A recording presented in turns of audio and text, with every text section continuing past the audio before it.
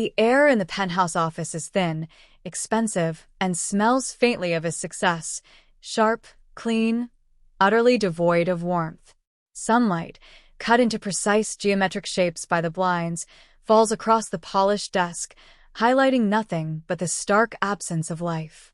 He sits there, framed by the city skyline he believes he owns, his face a mask of practiced control. My own reflection stares back from the glass wall, a ghost behind him, my fingers tight fists hidden in the folds of my dress. The silence between us is a living thing, pulsing with years of unspoken resentments, of tiny deaths to my spirit. He has just finished speaking. His words still echo in the polished room, bouncing off the silent walls like little hammers hitting bone. He didn't raise his voice. That was never his style. His power wasn't in volume, but in certainty, in the quiet, absolute conviction that he was the architect of this reality, and I was merely a detail within it. He leaned back then, crossing his arms, a posture of ultimate relaxed dominance. The small, satisfied smile played on his lips, the one he reserved for moments of absolute victory or absolute control. And he had looked directly at me, his eyes holding a dismissive chill that could freeze blood in veins. "I control everything," he had said. Not a threat, not a boast, really. Just a statement of undeniable fact, as if commenting on the weather.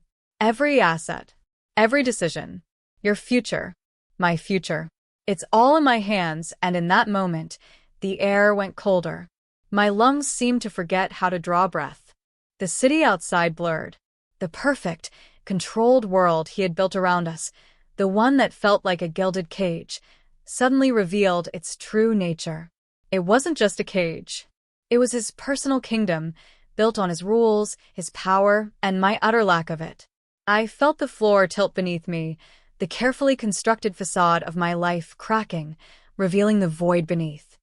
If you feel like you've ever been trapped in a situation where someone else held all the cards, where your future felt entirely out of your hands, please let me know in the comments where you're watching from and what time it is right now. I read every single one. And if you haven't already, please take a second to subscribe. It genuinely helps more than you know to keep these stories coming. We met in a storm of bright lights and ambition.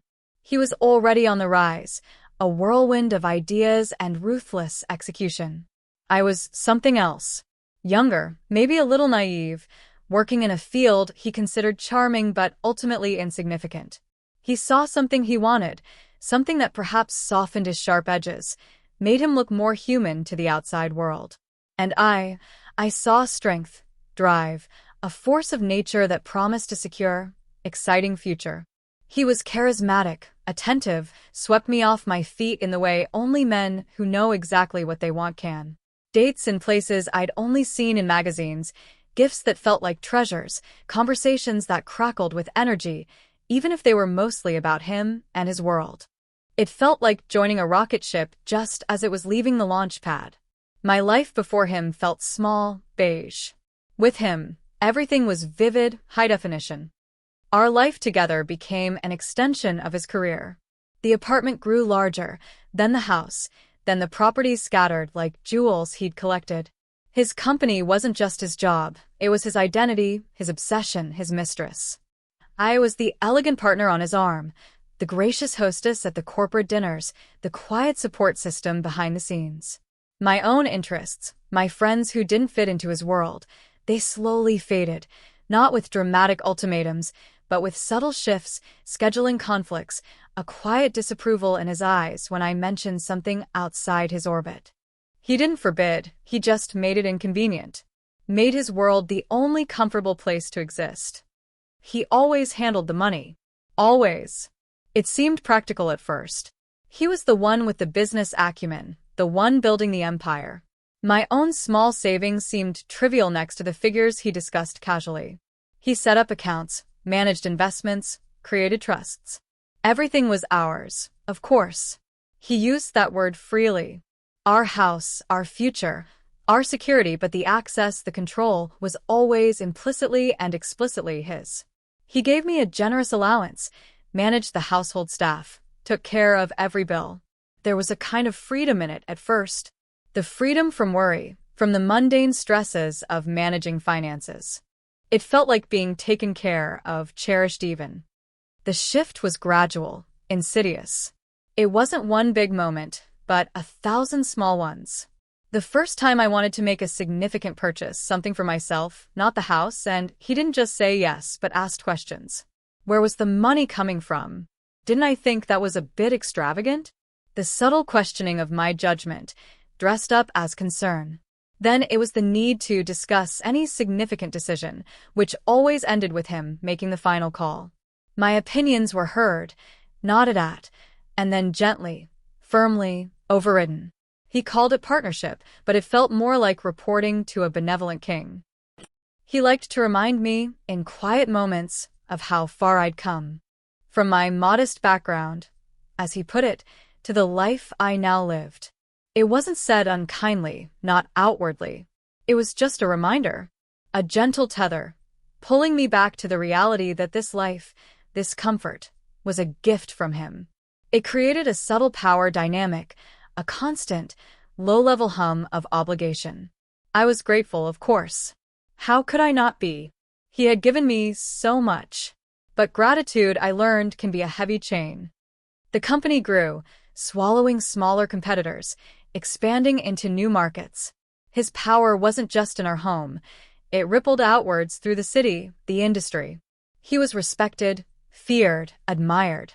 The praise from others only seemed to reinforce his belief in his own infallibility, his absolute rightness in all things. He brought work home, the lines between professional and personal blurring until they ceased to exist. Our conversations were dominated by market trends, quarterly reports, the failings of his rivals.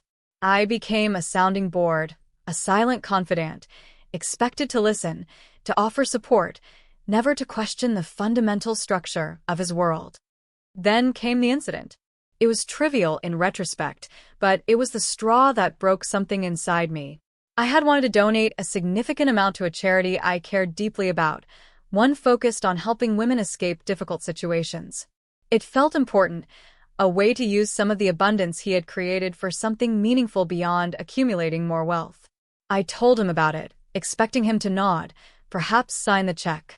Instead, his face closed off. He asked about the charity's overheads, its efficiency, questions that weren't about the cause, but about control, about whether he approved of the expenditure of his money, even if it was ours. When I pushed back, gently at first, saying it was important to me, that it was a small fraction of our wealth, that it felt like the right thing to do, his tone shifted. The mask of benevolent king slipped. His eyes hardened. He didn't shout. He never shouted. He just stated, calmly, definitively, that all significant financial decisions went through him. That he had built this, he managed this, and he decided where the money went. And then he delivered the line that would burn itself into my memory, the line that stripped away the last illusion of partnership, of shared life, of equality. I control everything, he said. It wasn't about the money, not really. It was about the totality of the claim. Everything. My choices, my desires, my ability to impact the world outside his sphere. My very existence, it felt like, was a line item on his balance sheet, subject to his approval. The air left the room. I stood there, feeling suddenly small, insignificant, utterly powerless. The gilded cage didn't just feel like a cage anymore. It felt like a tomb. My breath hitched in my throat. My carefully constructed composure shattered internally. He watched my reaction, that small, satisfied smile returning.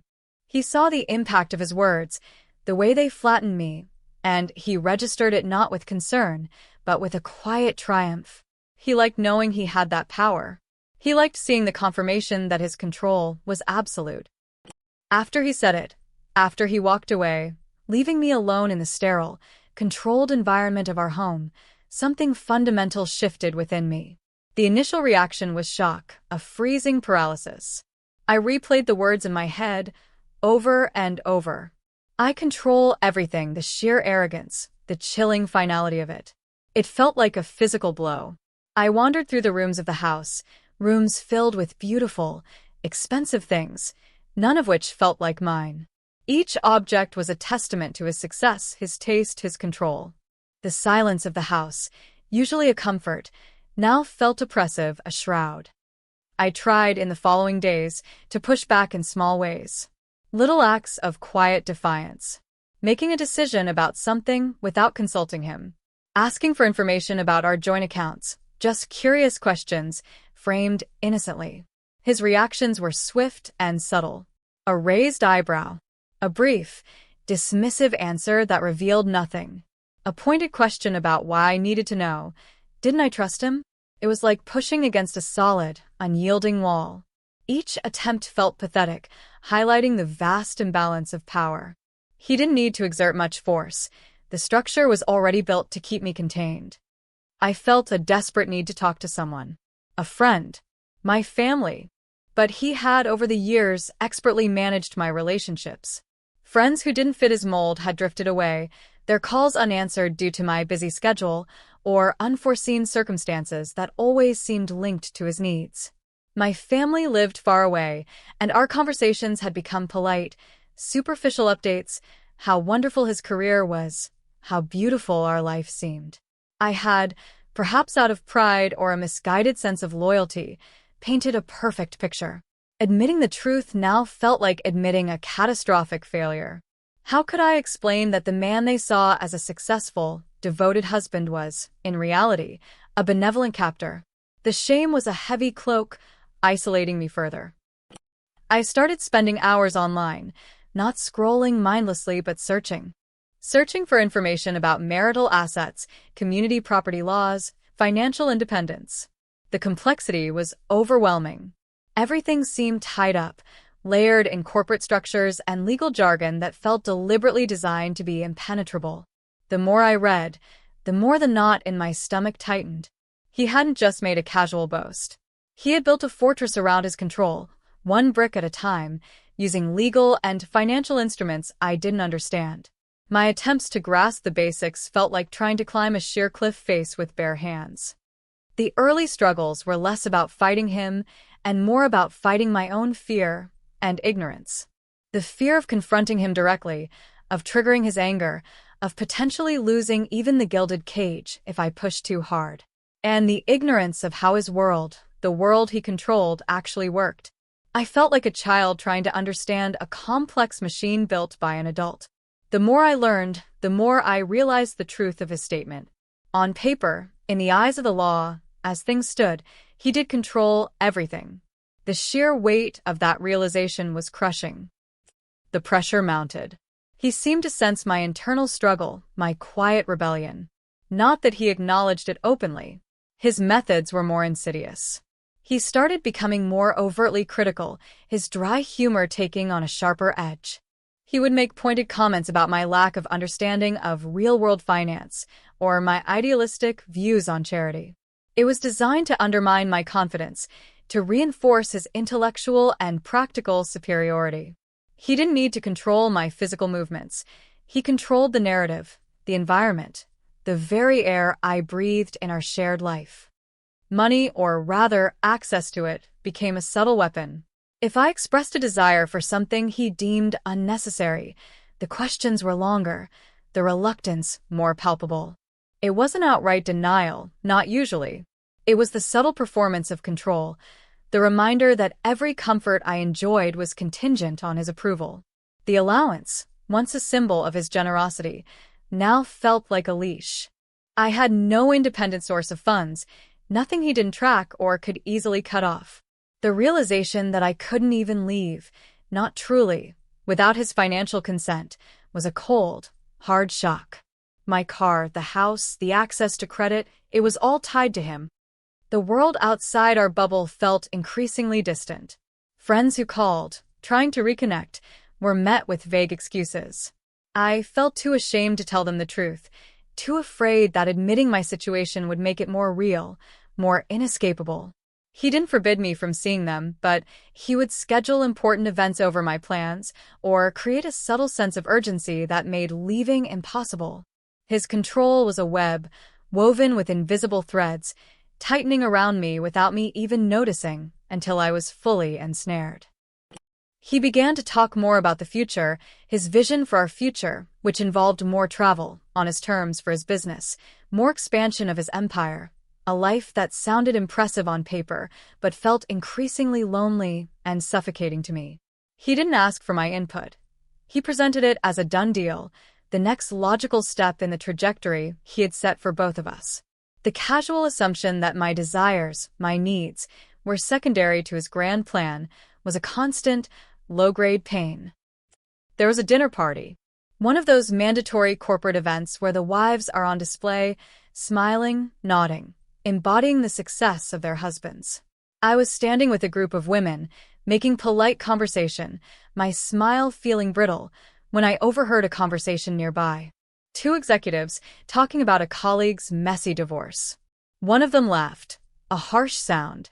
Yeah, he thought he had her locked down, everything in his name. Didn't count on her family, having old money. They came out of nowhere, bought up 10% just like that. Scared the board senseless. 10%. The number stuck in my head. It wasn't controlling interest, but it was enough to cause a stir. Enough to matter. My family. My family had money.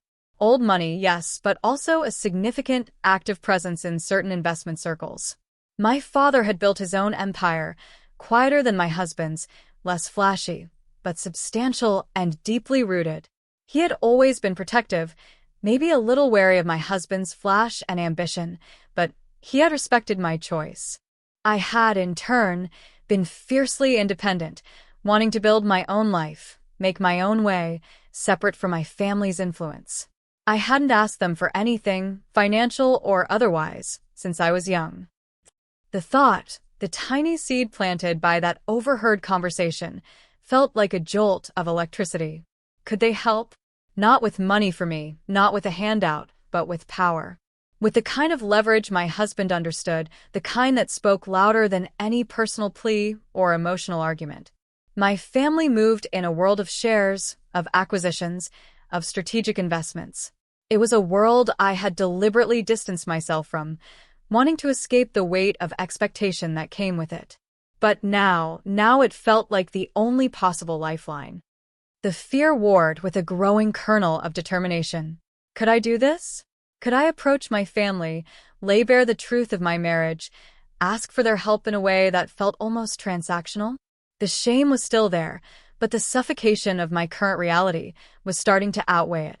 The image of my husband's face, the cold certainty as he said, "I control everything," fueled a quiet, simmering rage. He was so sure, so utterly convinced of his invincibility, his absolute dominion. The next few weeks were a blur of internal debate. Every interaction with him was filtered through this new lens. I saw the casual cruelty, the entitled assumption of control, with fresh eyes.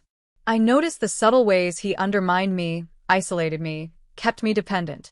The gilded cage wasn't just uncomfortable anymore. It felt like a trap designed with malicious intent. And the key, I realized, wasn't held by me, wasn't something I could beg for or earn. The key was power, the only language he truly understood. I started making cautious inquiries.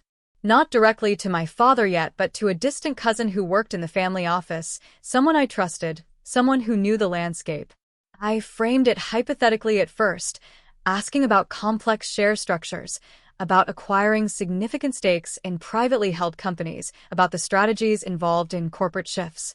The conversations were veiled, coded, but informative. I learned about nominees, about shell companies, about the quiet dance of power played out in boardrooms and stock markets. The more I learned, the more a plan began to form. A daring, terrifying plan. It wouldn't be easy. It would require complete secrecy, absolute trust for my family, and a level of strategic thinking I wasn't sure I possessed. But the alternative was staying, shrinking, disappearing into the life he had so carefully orchestrated for me.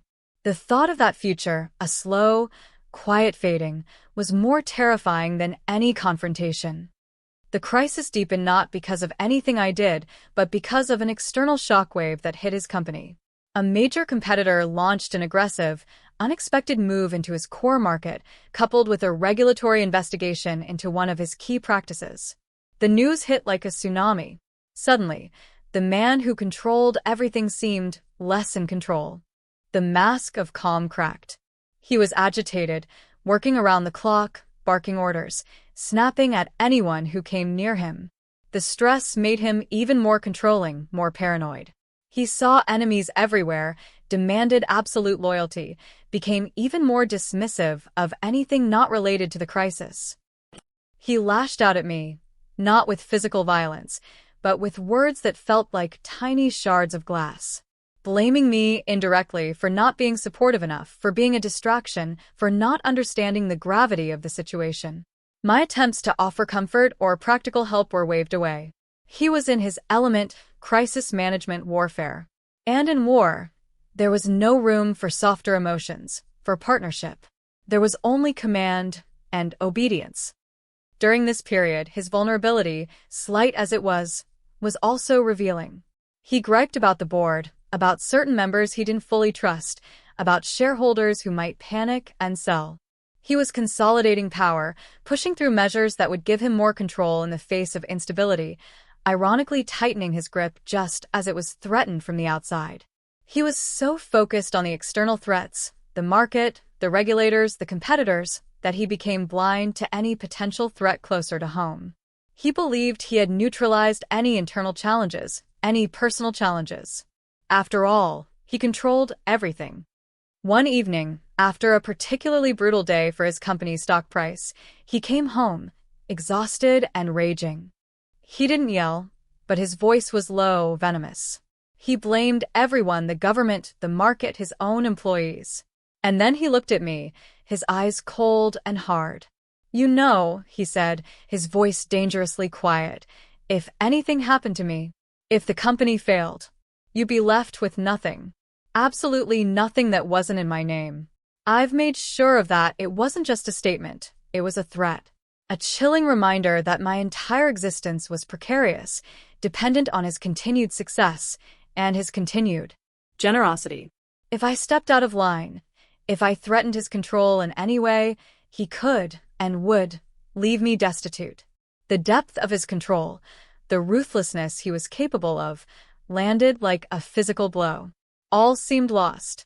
The crisis was not just external, it was personal, existential. I was trapped, and he had just shown me the bars were thicker than I ever imagined.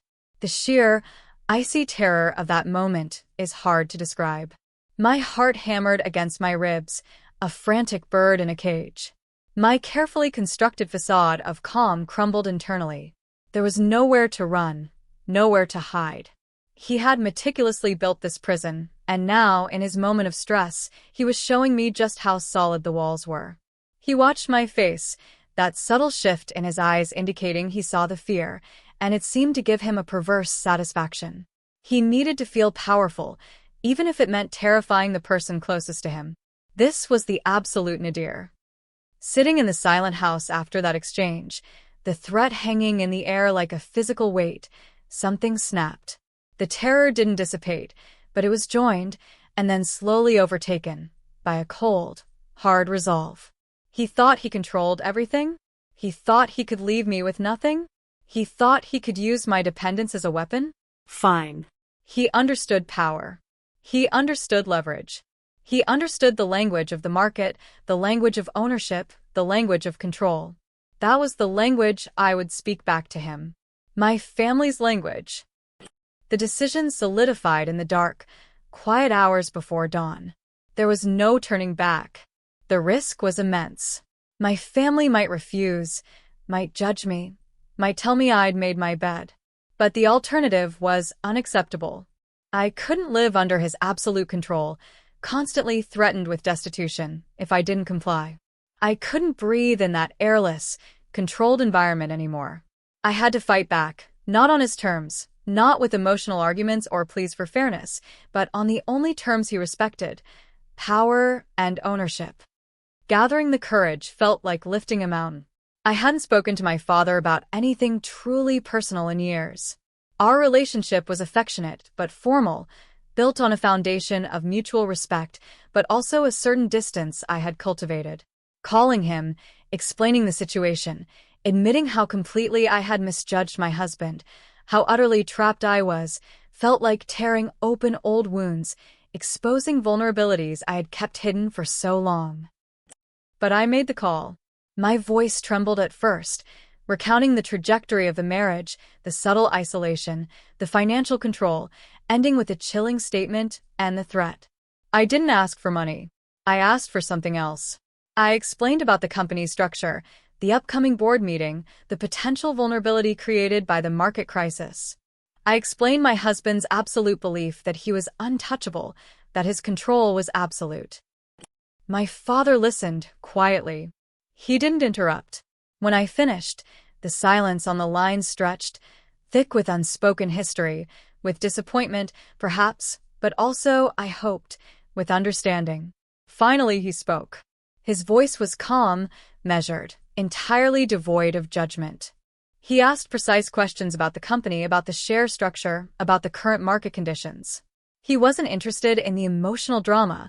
He was interested in the strategic opportunity. He spoke the language my husband understood. He didn't promise anything immediately. He said he would look into it, consult with his team. The next few days were agonizing. The market turmoil continued, adding another layer of tension to the air. My husband was a storm, preoccupied and volatile, barely noticing my quiet, determined resolve hardening beneath the surface. I moved through the house like a ghost, gathering information where I could, listening, observing, preparing. Then, a call came from my father's office. Not from him directly, but from his chief strategist, a woman named Eleanor, whose reputation for quiet, ruthless efficiency preceded her. She was all business. No sympathy, just facts and figures. She confirmed that the company's structure was complex, but not impenetrable. The market volatility, combined with the ongoing regulatory issues, had created an opportunity. Key shareholders were nervous. Some were looking to offload their positions quietly, afraid of further losses. Eleanor laid out the plan. It was audacious, requiring speed and absolute discretion. Using a network of holding companies and nominees, they would begin acquiring shares. Not just a small percentage, but enough to shift the balance of power. The goal wasn't just to rattle him, it was to gain controlling shares. My father wasn't doing this halfway. If he was going to intervene, he was going to ensure the outcome. The process would be clandestine, happening in the background, below the radar of public announcements, until the last possible moment. My role, Eleanor explained, was simple but crucial. Maintain the facade. Don't let him suspect anything. Continue as before. Gather any information I could about board dynamics, shareholder sentiment, his immediate plans. Living that double life was surreal.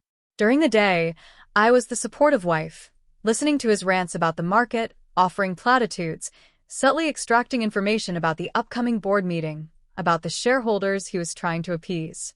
At night, in secret, I was on encrypted calls with Eleanor, relaying details, receiving updates on the acquisition progress. The tension was a constant companion, a tight wire pulled taut inside me. Every smile felt like a lie, every conversation a performance. He was so consumed by the external fight that he remained utterly blind to the war being waged beneath his own roof.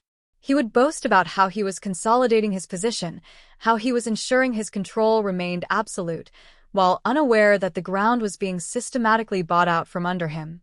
The irony was sharp, a small, cold comfort in the midst of the fear. The climax arrived with the board meeting. It had been called to address the market crisis, and my husband had confidently told me to rubber stamp his new strategies and consolidate his authority. He was going and expecting a challenge, yes, but one he was fully prepared to meet, one that would ultimately reaffirm his indispensability. He was walking into what he believed was his arena, a place where he was king. I was not a board member, of course, but I was expected to be there, in the adjacent waiting area, the supportive wife on standby. The office building felt different that morning. The usual hum of corporate activity was replaced by a nervous energy. Faces were strained. Whispers followed me down the hall. He strode ahead, radiating confidence, a man preparing for battle. He gave my hand a brief, dismissive squeeze before entering the boardroom, telling me he'd be out soon, ready to celebrate his victory. His victory. I sat outside, pretending to read, every nerve ending screaming. My phone hidden was a lifeline. A single message from Eleanor. The package is complete. Delivery imminent. Get ready. The meeting started. I couldn't hear much, just muffled voices, the occasional gavel tap. Time stretched and warped. Minutes felt like hours. I thought about everything that had led to this moment. The years of quiet control, the stifling silence, the gut-wrenching fear, the cold decision to fight back. I thought about his words. I control everything, the sheer, unshakable certainty in his voice. Then the doors opened. Not with the expected adjournment, but with a sudden, sharp sound. People started coming out, faces pale, avoiding eye contact. My husband was one of the last. His face. It was a mask of pure, unadulterated shock. The carefully constructed confidence was gone, replaced by disbelief, anger, confusion. He looked like he had been struck by lightning. He scanned the hallway, his eyes wild, searching for an explanation, for an enemy he could confront. He saw me. He walked towards me, his steps uneven. What? What happened? He stammered, something I had never heard him do.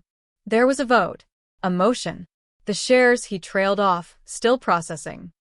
A man in a suit, one of the long-standing board members, a man my husband had often dismissed as old-fashioned, approached. His expression was grim, formal. He held a document. Mr. Husband's last name, he said, his voice clear and steady, cutting through the stunned silence. The board has reviewed the documentation presented by my family's holding company name or a neutral name arranged by Eleanor. As of this morning, they, through various entities, have acquired a total of 513% of the company's outstanding shares. This constitutes a controlling interest. He paused, letting the words land. My husband swayed slightly, gripping the doorframe for support. A vote was just held. The board member continued, his eyes meeting mine for a fraction of a second, a flicker of something unreadable there.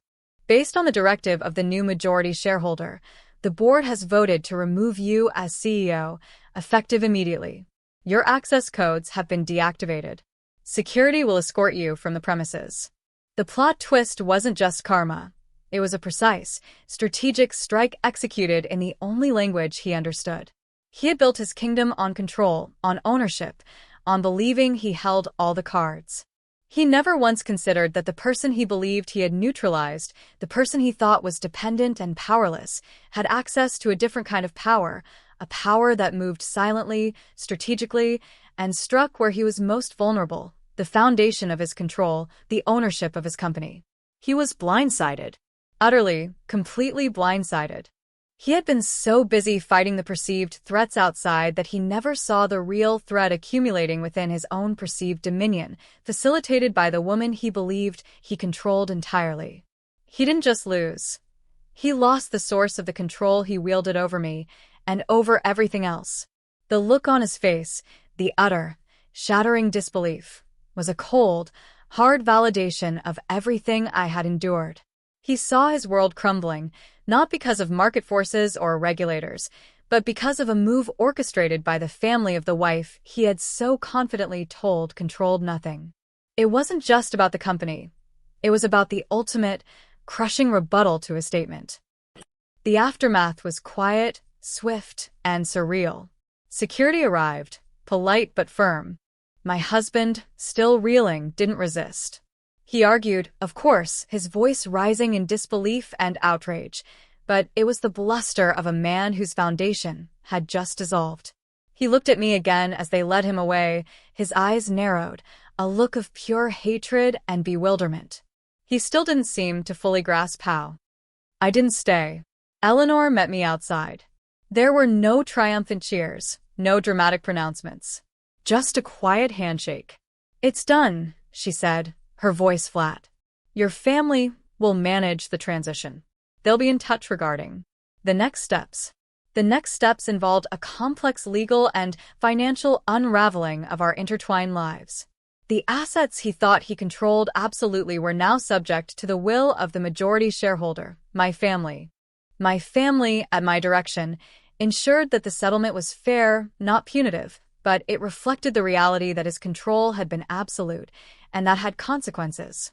He was left with a fraction of what he had once commanded, stripped of the power that had defined him. Leaving the building that day felt like walking out of a long, dark tunnel into bright, blinding light. The air outside seemed fresher, lighter. The city skyline, once a symbol of his dominance, now just looked like a collection of buildings. The victory was complete, but it wasn't sweet in the way I might have imagined. There was relief, a profound sense of liberation, yes. But there was also an emptiness. The years spent in the gilded cage, the emotional toll of the control and the fight to break free, left scars. The man I had married was gone, replaced by the image of his shocked, betrayed face as his world collapsed. And the life I had built, the life he had built for me, was gone too. My family took over the company, stabilized it, eventually selling off parts or integrating them into their existing portfolio. I wasn't involved. That world, the world of corporate power and control, held no appeal for me anymore. My father ensured I was financially secure, independently, no longer dependent on anyone. I learned that control isn't just about ownership on paper. It's also about the stories we tell ourselves and the stories others tell us. He had told me he controlled everything, and for a long time, I believed him. That belief was part of the cage. Breaking free wasn't just about changing the ownership structure, it was about changing my own belief in my powerlessness. The silence in my new life is different. It's not the oppressive silence of surveillance and control. It's a quietness that feels spacious, full of possibility. There are still moments of reflection, moments when I think about the years lost, the person I was before the cage. But they pass. The world outside is no longer filtered through his control, his opinions, his needs. It's just the world. Complex, messy, beautiful, terrifying. And for the first time in a long time, it feels like it's mine. All mine. Not controlled by anyone else. If this story resonated with you, if you've ever felt the weight of someone else's control and longed to break free, I'd love to hear your version. Drop a comment with where you're listening from and what time it is. And if you haven't already, subscribing helps bring more of these stories to life. Thank you for being here.